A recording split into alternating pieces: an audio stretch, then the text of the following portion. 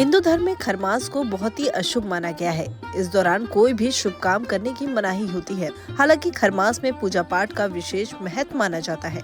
वहीं खरमास से जुड़े कई और भी प्रथाएं हैं। इन्हीं में से एक है बहू बेटी को खरमास के दौरान विदा करने की प्रथा। ऐसे में खरमास में सबसे बड़ा सवाल यही है कि क्या इस समय मायके या ससुराल जाना शुभ होता है या अशुभ? घर से निकलना पाप है या सिर्फ एक भ्रम? शास्त्र क्या कहते हैं और परंपरा क्या मानती है? चलिए बताते हैं आपको इस वीडियो में। साल 2025 के आखिरी महीने में खरमास की शुरुआत 16 दिसंबर 2025 से 15 जनवरी 2026 तक है। खरमास शुरू होते ही मांगलिक कार्य जैसे शादी, विवाह, मुंडन, गृह प्रवेश आदि रुक जाते हैं।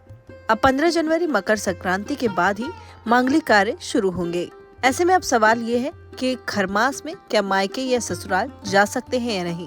तो आपको बता दें, खरमास में बहू या बेटी की विदाई करने से घर से लक्ष्मी चली जाती है, क्योंकि दोनों को ही घर की लक्ष्मी के रूप में माना जाता है।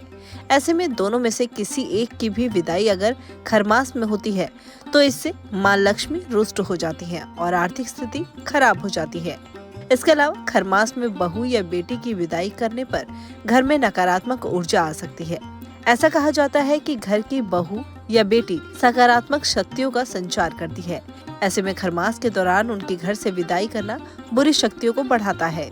खरमास में बेटी या बहू की घर से विदाई नहीं करनी चाहिए, बल्कि एक और चीज है जो नहीं करनी चाहिए, वो है खरमास में बहू या बेटी का अपमान नहीं करना चाहिए, नहीं तो इससे घर में संकट आ सकता है। अगर आपकी भी नई शादी हुई है और आप अपने ससुराल से मायके जाना चाहती हैं या मायके से ससुराल, तो खरमास में विदा होने से बचें। वहीं आप इस बात का ध्यान रखें कि खरमास में बेटी और बहू की विदाई बिल्कुल ना करें। उम्मीद करती हूँ आपको जानकारी पसंद आई होगी। फिलहाल हमारी इस वीडियो में इतना ही। वीडियो को लाइक, शेयर एंड चैनल को सब्सक्राइब करना ना भूलें।